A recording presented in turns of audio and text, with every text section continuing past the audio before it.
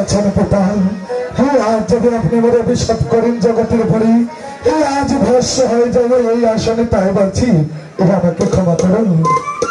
তোমার সত্য করে পরিচয় দাও। তবে কোনো কিছুই কি স্মরণ নেই পিতা? আমার কোনো কিছু স্মরণ নয়, পরিচয় দাও। এই যে সে বহে যায়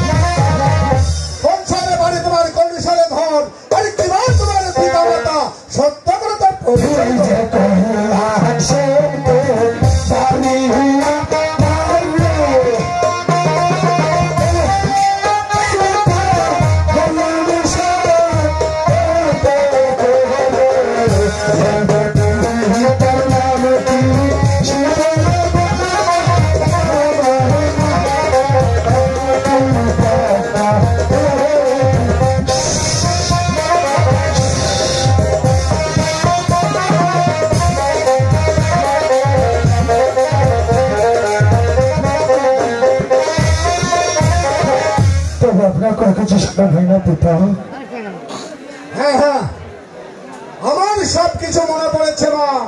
তুমি আমার যত চরণে প্রণাম পিতা। তোমার মাথায় দিয়ে হাত করলাম আশীর্বাদ। তুমি চির সুখী হবে মা, চির সুখী হও। কি বলছেন পিতা? এই আশীর্বাদ যে থাকবে না জগতের উপরে, কেমন করে চির সুখী হবে আমি জগতের মাঝে?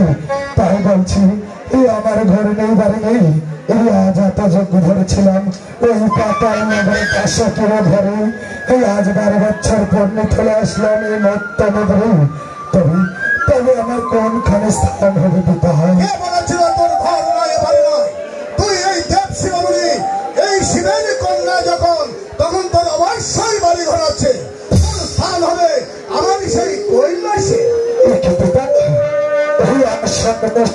কৈলাস নগর আছে ওই জগতের উপরে, আজ দৈনন্দিন দেখিনি কখনো ভবন আছে। তাই বলছি ওই কৈলাস নগর গেলে কি আমার স্থান হবে পিতা? অবশ্যই স্থান হবে, তবে কিন্তু তবে কিন্তু কি পিতা? কেননা এই লোক সমাজে তোকে রাখা যাবে না মা। কেন? এই লোক সমাজে যদি আমি থাকি পিতা, তবে এমন কি হবে? কেননা এই লোক সমাজে তোকে যদি রাখি, তাহলে এই লোক সমাজে এই লোকেরা তোকে মারে ফেলবে না। সত্যই? সত্যই। ঠিক আছে, তবে আজ লোক সমাজে থাকবো না, যাবো কৈলাস ভবনে। ওই কৈলাস ভবনে দক্ষিণদের মণ্ডপ হয়ে থাকবো চুক্তি করে বসে। বেশ, তাহলে এসো আমার সঙ্গে। ও হাই